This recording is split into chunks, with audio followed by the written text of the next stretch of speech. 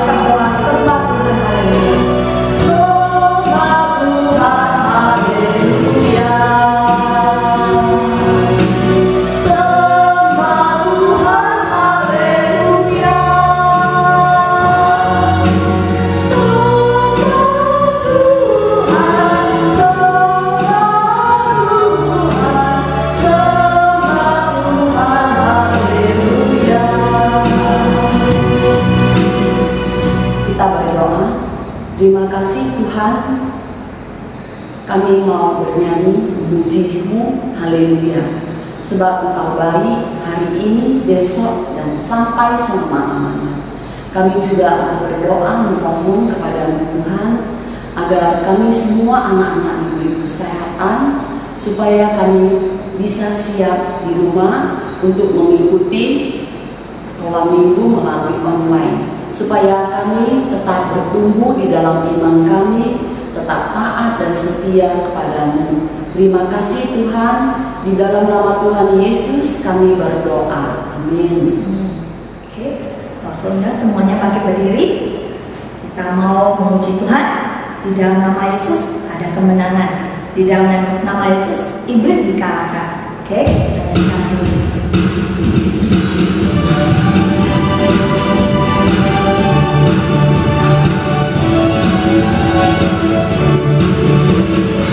Dalam nama Yesus, dalam nama Yesus ada kemenangan. Dalam nama Yesus, dalam nama Yesus iblis dikalahkan. Dalam nama Tuhan Yesus siapa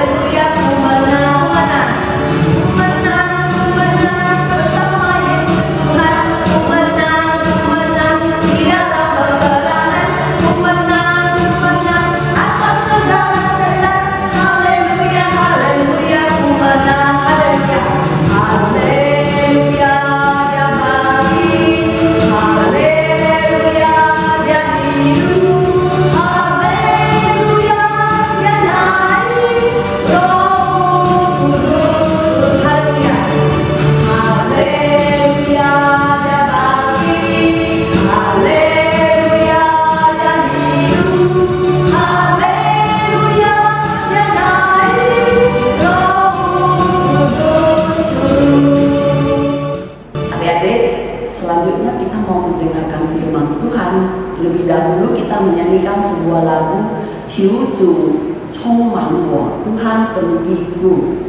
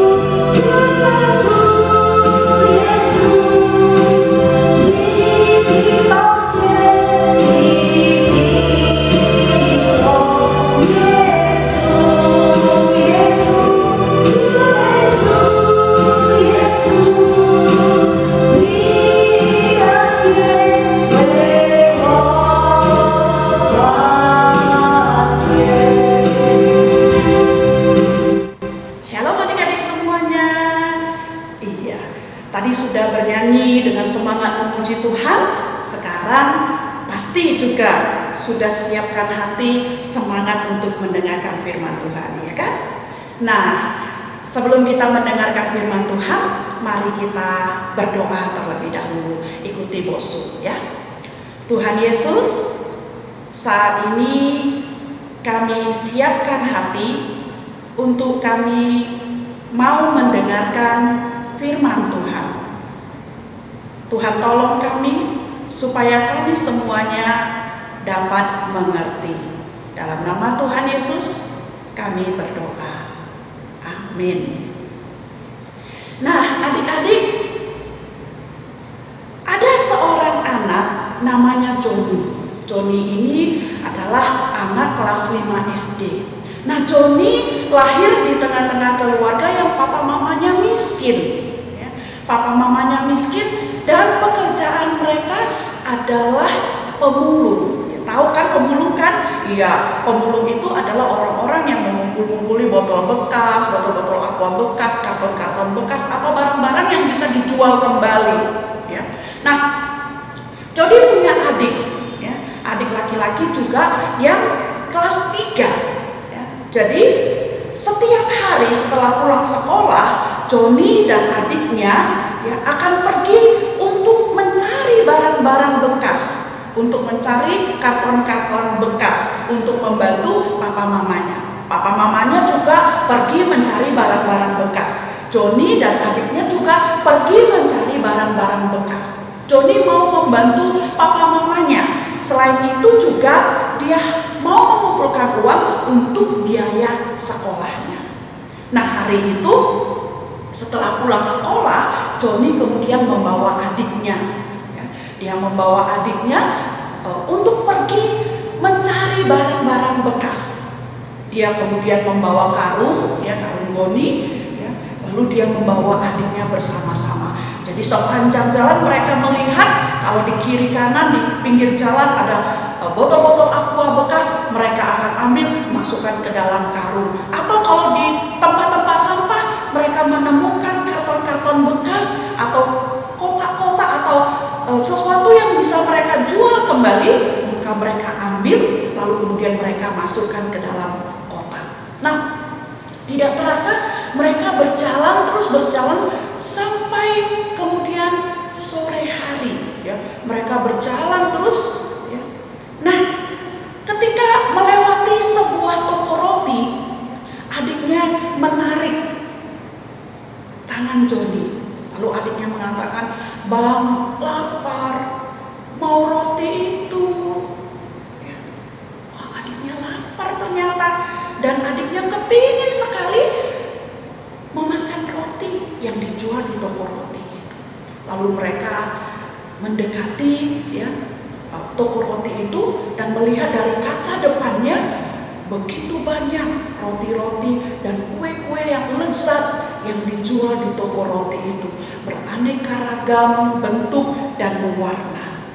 Mereka melihat dan Joni melihat, ya, ada harga-harga kuenya yang mahal menurut dia, ya. Dan saat itu dia juga belum punya uang karena dia belum menjual barang-barang bekasnya, ya. Jadi dia hanya bisa memandang, dan adiknya hanya bisa memandang kue-kue yang dijual dari kaca depan. Adiknya terus merengek, "Bang, mau roti itu, mau roti itu." Tapi Joni tidak bisa membelikan untuk untuk adiknya, karena memang dia tidak punya uang. Dia hanya bisa memandang adiknya dengan sedih dan juga hanya bisa memandang kue-kue, roti-roti yang ada di toko itu sambil menelan ludahnya. Mereka berdua berdiri di depan kaca dan memandang kue-kue itu, roti-roti itu. Nah, ketika mereka sedang memandang, ya, ada seorang bapak yang sudah selesai membeli kue. Ya. Bapak itu memegang kantong plastik yang di dalamnya berisi banyak roti dan juga minuman. Nah, ketika dia membuka pintu dan dia mau keluar, dia melihat, ya, ada dua anak yang memandang dari kaca, memandang roti-roti itu. Anak yang berpenampilan kotor, ya, dan memegang kantongan yang berisi botol-botol kosong. Bapak itu tahu itu pasti anak pemulung, ya. Lalu dia melihat mereka, ya, dia melihat adik itu merengek terus meminta roti.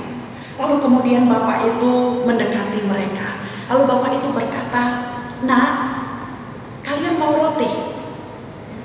Nah, Joni dia tidak berani menjawab karena Joni malu, ya. Tapi adiknya dengan cepat mengatakan, "Mau, Pak, mau, saya lapar." Itu adiknya mengatakan. Joni menarik tangan adiknya, ya, seperti itu. Lalu kemudian bapak itu mengatakan, "Mari ikut saya, kita duduk di sana, bapak akan kasih roti untuk kalian."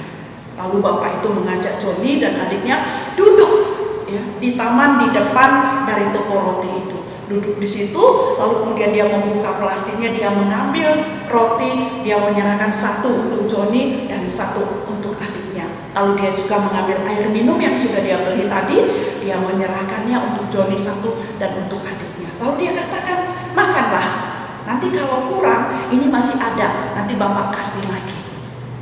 Wah, Joni sangat terharu sekali, ya. Kenapa ada orang yang begitu baik, ya? Lalu dia dengan cepat mengatakan, "Terima kasih, Pak, terima kasih." Adiknya pun mengatakan, "Terima kasih, Pak." Lalu adiknya cepat-cepat memakan roti itu. Enak sekali, lezat sekali, ya, karena adiknya sudah lama begitu menginginkannya. Nah, Joni memakannya, ya, dengan terharu, ya. Lalu dia memakannya sambil menangis. Lalu dia berkata, "Bapak, Bapak siapa? Kenapa Bapak begitu baik kepada kami? Kalau orang-orang bertemu kami, mereka akan menjauhi kami karena kami kotor, kami bau. Tapi kenapa Bapak mau dekat dengan kami? Bahkan bukan hanya mau dekat, Bapak juga memberikan kami roti dan minuman yang Bapak beli. Kenapa Bapak begitu baik?" Lalu Bapak itu memegang pundaknya Joni ya, dan mengatakan, Bapak bisa baik seperti ini karena Bapak juga dulu pernah mengalami kebaikan orang lain. Bapak bisa berbagi dengan kalian karena Bapak juga pernah mengalaminya. Ada orang-orang yang membantu Bapak, ada orang-orang yang mau berbagi kepada Bapak walaupun mereka tidak mengenal Bapak. Lalu Joni mengatakan, benarkah demikian? Lalu Bapak itu mengatakan, iya. Bahkan Bapak masih mengingat lagi kisah yang dulu Bapak alami. Nah, kalau kalian tidak percaya, apakah kalian mau mendengarkan kisah Bapak? Lalu Joni mengatakan, iya, mau Pak. Lalu Bapak itu mengatakan, oke, Bapak akan cerita. Nah, kalian dengarkan sambil makan rotinya, ya. Bapak akan cerita untuk kalian. Ya. Nah, kisah ini, ya, ini sudah terjadi dulu, ya. Ketika dulu Bapak masih bekerja sebagai pedagang. Nah, sebagai seorang pedagang, Bapak sering pergi dari satu kota ke kota lain.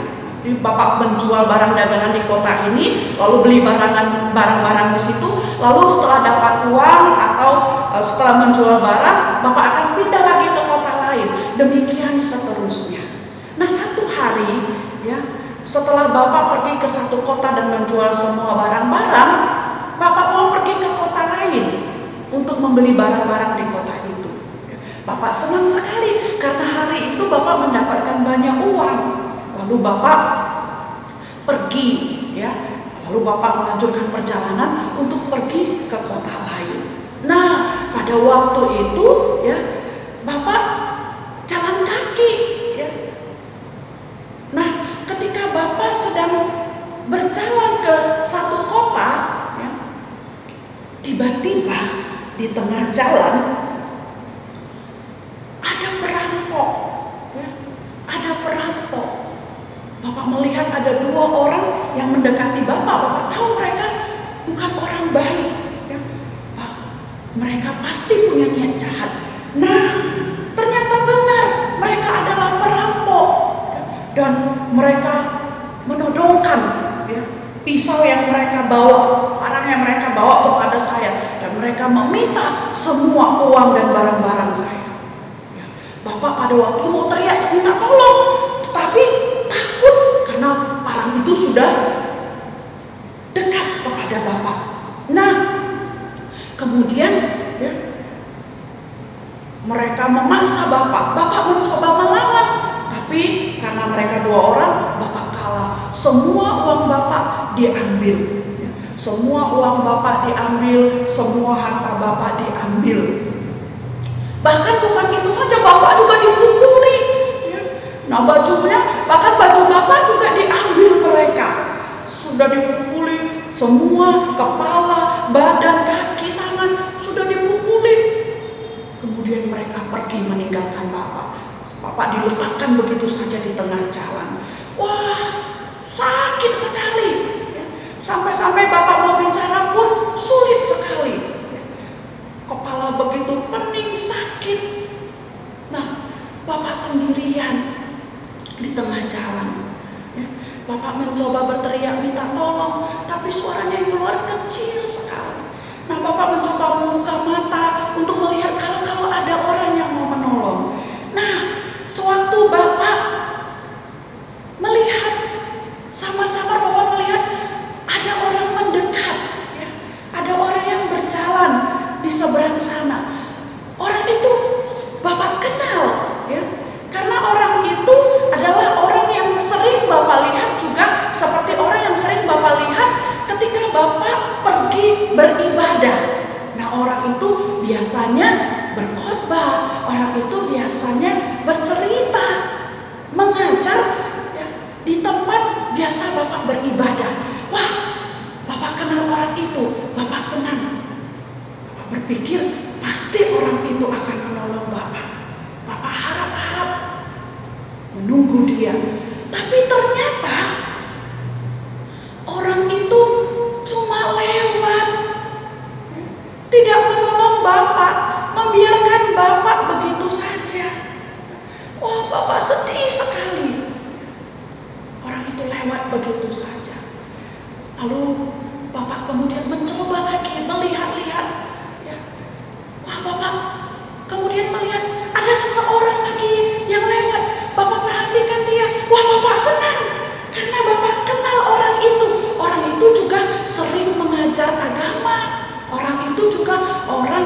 baik, yang saya tahu baik, taat beribadah. Saya berharap orang itu pasti mau menolong saya.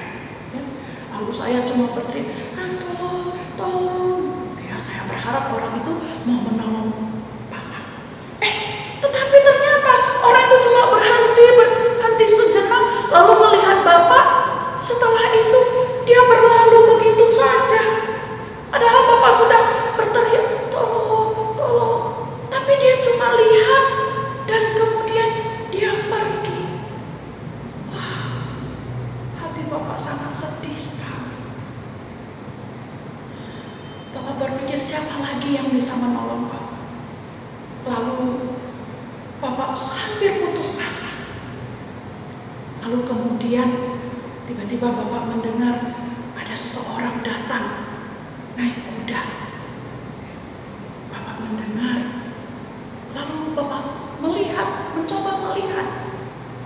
Aduh, ternyata itu adalah orang sekelompok, itu adalah orang yang sama seperti yang sering berkelahi dengan suku saya, yang tidak akur dengan suku saya.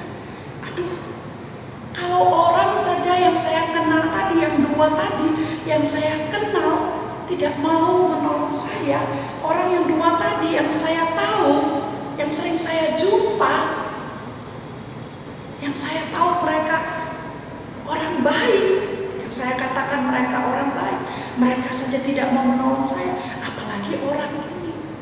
Aduh, saya berpikir tidak ada harapan lagi. Tapi terjadi hal yang tidak saya duga. Orang itu kemudian turun, lalu kemudian melihat saya, memegang kepala saya, kaki tangan saya, lalu kemudian dia kembali ke kudanya, dia mengambil tasnya.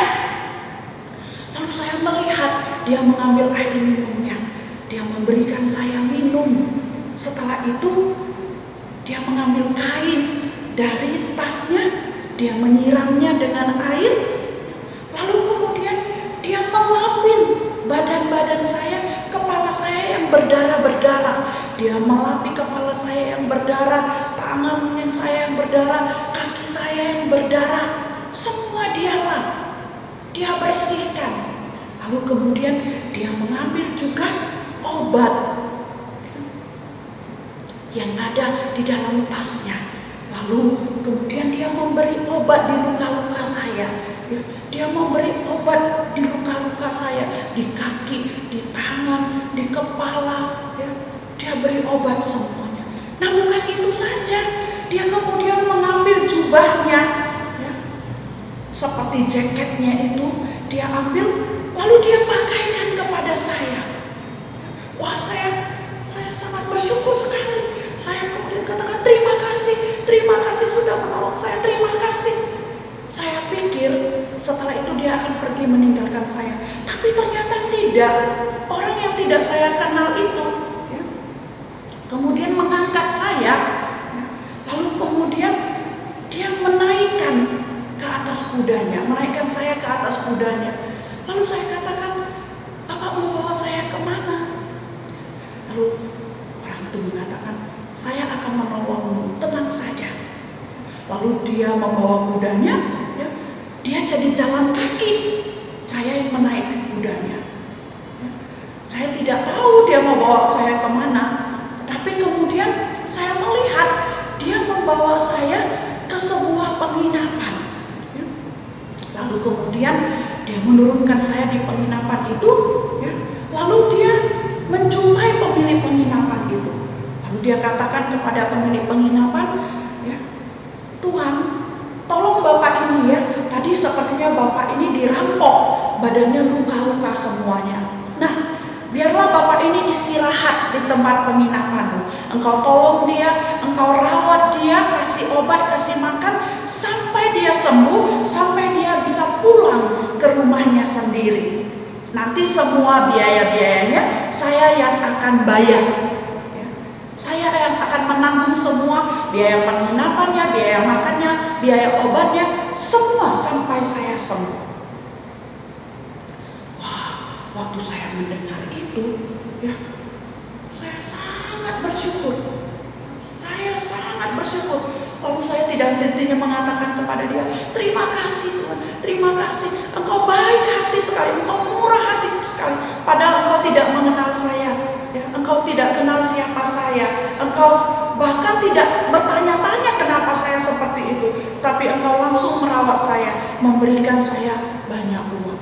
Nah, sejak saat itu saya berjanji di dalam hati bahwa nanti saya juga mau seperti orang itu. Saya akan menolong siapa saja yang bisa saya tolong, dan saya akan bermurah hati kepada siapa saja, karena saya sudah terlebih dahulu mendapatkan pertolongan dari orang yang tidak saya kenal. Saya sudah lebih dahulu mendapatkan kemurahan hati dari orang yang tidak saya kenal. Nah, itulah ceritanya, ya, itulah ceritanya, dan itu terus melekat di dalam hati dan pikiran saya. Jadi kemana saja saya pergi, kalau saya bisa berbuat baik kepada siapa saja, saya pasti akan berbuat baik. Saya bisa tolong siapa saja, saya pasti akan tolong siapa saja. Lalu Johnny mengatakan, wah, terima kasih Pak, terima kasih. Saya juga akan berjanji Pak. Ya, walaupun saya miskin, walaupun saya tidak punya apa-apa, tetapi kalau nanti ada orang yang butuh pertolongan saya dan saya bisa menolong, apakah itu dengan tenaga saya ataupun mungkin hal-hal yang sekecil, saya pasti akan menolong seperti Bapak menolong kami, seperti Bapak murah hati kepada kami. Lalu Bapak itu mengatakan, ya, kita memang harus seperti itu, karena Tuhan juga murah hati. Tuhan juga murah hati. Tuhan murah hati kepada kita semuanya. Tidak peduli kita kaya miskin, Dia memberi kita hujan, Dia memberi kita panas, Dia memberi kita makanan, minuman. Tidak peduli kita baik atau jahat, Tuhan murah hati. Karena itu sebenarnya Tuhan juga mau kita murah hati. Nah, mulai hari itu Johnny mendapatkan pelajaran yang berharga, dan dia berjanji akan menjadi anak yang murah hati, akan menjadi anak yang suka menolong siapa saja, karena dia sudah lebih dahulu mengalami pertolongan itu. Dia mau meneruskan itu kepada orang lain. Nah, adik-adik yang terkasih, firman Tuhan kita akan baca sama-sama dari Lukas 6 ayat 36. Lukas 6 ayat 36. Firman Tuhan mengatakan begini, hendaklah kamu murah hati sama seperti Bapakmu adalah murah hati. Sekali lagi, hendaklah kamu murah hati sama seperti Bapakmu yang di surga adalah murah hati. Ini menjadi ayat hafalan kita, ya. Lukas pasal 6 ayat 36. Hendaklah kamu murah hati sama seperti Bapamu adalah murah hati. Hari ini kita belajar, kita mau menjadi anak-anak yang murah hati. Ada banyak orang yang sudah berbuat baik kepada kita. Ada banyak orang yang sudah menolong kita tanpa memandang siapa kita. Nah, kita juga mau belajar seperti itu. Seperti Tuhan Yesus juga yang berbaik hati kepada semua orang, yang menolong semua orang, yang mau mati untuk semua orang. Mari kita berdoa. Tuhan Yesus, terima kasih. Ajarilah kami supaya kami menjadi anak-anak yang murah hati, yang suka menolong tanpa memandang orang lain siapa orang itu. Tuhan tolong kami, jadikan kami anak-anak yang murah hati sama seperti Bapa di surga murah hati. Terima kasih Tuhan, dalam nama Tuhan Yesus kami berdoa. Amin. Oke anak-anak, kita sudah mendengar cerita firman Tuhan tentang orang Samaria yang baik hati. Sama dengan kita sudah mengenal bahwasanya kasih Yesus itu indah. Ya loh saya. Oke, kita nyanyikan lagu ini, kasih Yesus indah.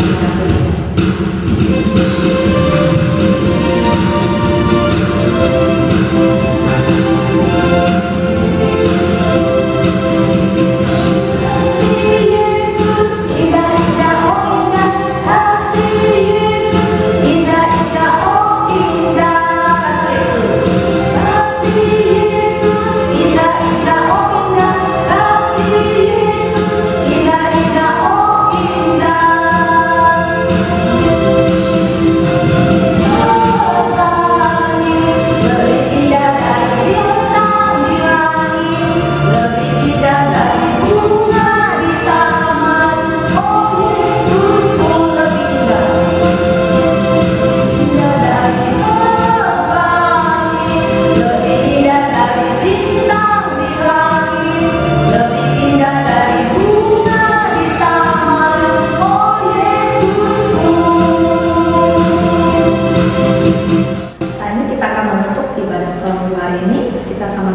bagi berdiri.